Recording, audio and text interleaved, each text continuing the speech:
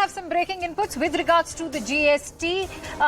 There has been a proposed 28% GST implementation on online gaming, including lottery, casino, horse racing, but the Government and Finance Minister Nirmala Sitharaman made it amply clear that this would not hurt the industry and that the attempt is not to shut down or hurt the gaming industry. In fact, she says that states like Sikkim and Goa depend on these apps and games for their economy and revenue. The government does not plan to even restrict or discourage these games. This would need amendment in the GST Act, which the government will do soon.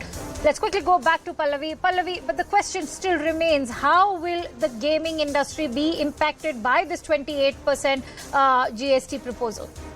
Well, I mean, 28% is a huge GST which is going to be applied, and that's not just on gaming apps, but simple things like lottery, as far as the horse racing is concerned, casinos are concerned. And when this question was specifically asked of the finance minister, are you trying to curtail or discourage this kind of an industry? She said it very categorically that there are states like Sikkim and Goa which depend on this. So we don't want to curtail it, we don't want to discourage, but we also want to make them taxable. That's essentially what is happening. They come under a tax net, which means the GST 28% will now be applicable on them.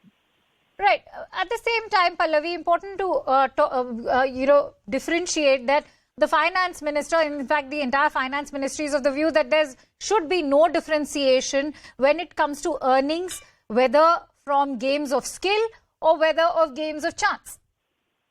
Yes. And in fact, for a specific question, the finance minister made it very clear that whether it's casinos, whether they are lotteries, whether they are horse racing, we do not consider them to be illegal activities. We also don't think that they should be checked or discouraged, because we also acknowledge the fact that there are certain states which earn their income from them, and she specifically mentioned as an example Goa as well as Sikkim.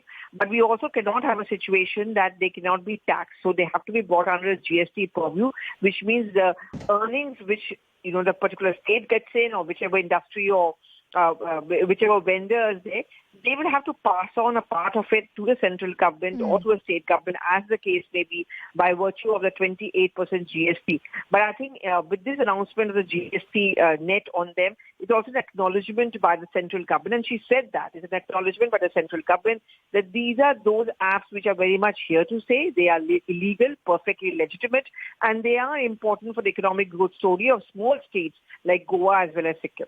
Absolutely. And what remains interesting is the fact that the finance ministry has made it amply clear that they do not want to end the gaming industry. We'll have to leave this conversation at that. Many thanks to you, Pallavi, for sharing those precious inputs.